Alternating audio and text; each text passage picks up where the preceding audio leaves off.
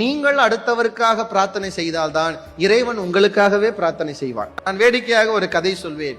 ஒரு பெரிய தவ முனிவன் இருந்தானாம். அவனுக்கு நரசிம்மனை பார்க்க வேண்டும் என்று பெரிய ஆசை. அவன் ஒரு ஹரி மேல் பெரிய பிரியம் இருக்கிற ஒருவன்.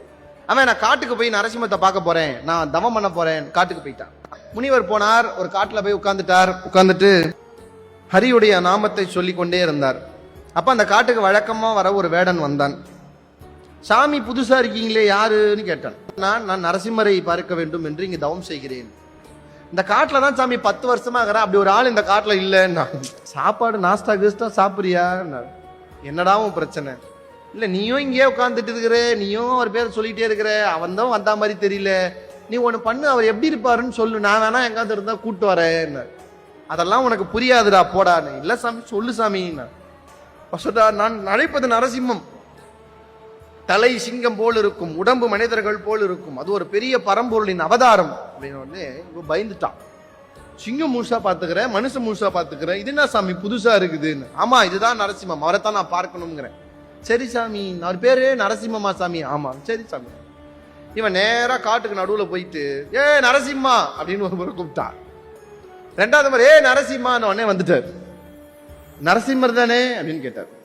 ஆதார் கார்டெல்லாம் எடுத்து காமிக்க முடியும், நான் தான்ப்பா. கை பிடிச்சி தரன்னு கூட்டு வந்துட்டார். கூட்டு வந்து இந்த சாமியை திரும்ப எழுப்பினார் பாருங்க. இவன் டென்ஷன் ஆயிட்டான், கண்ணை மூடிக்கிட்டே, டே உனக்கு பல முறை சொல்லிட்டேன், என்னை தயவு செஞ்சு என்னை தொந்தரவு பண்ணாதன்னு. இல்ல சாமி நீ கேட்டுட்டு இருந்தியா, அந்த ஆளை புடிச்சிட்டு வந்திருக்கேன். புடிச்சிட்டு வந்திருக்கியா? ஆமா சாமி புடிச்சிட்டு வந்திருக்காரு. யார பிடிச்சி? நரசிம்மர் தான் பிடிச்சி. கொஞ்சம் கண்ணை திறந்துதான் பாரு சாமின்னா. கண்ணை திறந்தா நரசிம்மம் அவர் கையை பிடிச்சிட்டு இருக்கா, நரசிம்மம் நின்றுட்டு இருக்கு.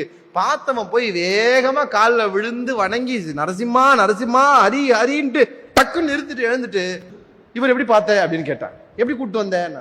இல்ல நீங்க தானே சொன்னீங்க அவர் பேரை, போய் கூப்பிட்டா 2 முறை கூப்பிட்டோன்னே வந்துட்டாரு. நான் இங்க 6 மாசமா புத்து புக்கு உன் பேரை சொல்லிட்டு இருக்கேன், நீ வரல. அவனுக்கு நீ யாருன்னே தெரியாது, 2 முறை தான் கூப்பிட்டான்னு வந்துட்டேன்றியே, உனக்கு இது நியாயமா இருக்கா?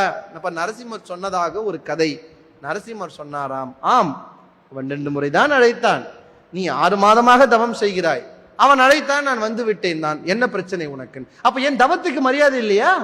அப்ப நான் தவம் செஞ்சேன், அப்ப அதுக்கு என்ன மரியாதை? அவன் கூப்பிட்ட உடனே நீ எப்படி வந்த? எனக்கு ஒண்ணுமே புரியல சாமின்னும் போது நரசிம்மர் சொன்னாராம், நீ 6 மாதமாக அழைத்தது உனக்காக, அவன் 2 முறை அழைத்தாலும் அவனுக்காக இல்லை, வேறு ஒருவனுக்காக அழைத்தான், அதனால் நான் வந்தேன் என்று சொன்னார்.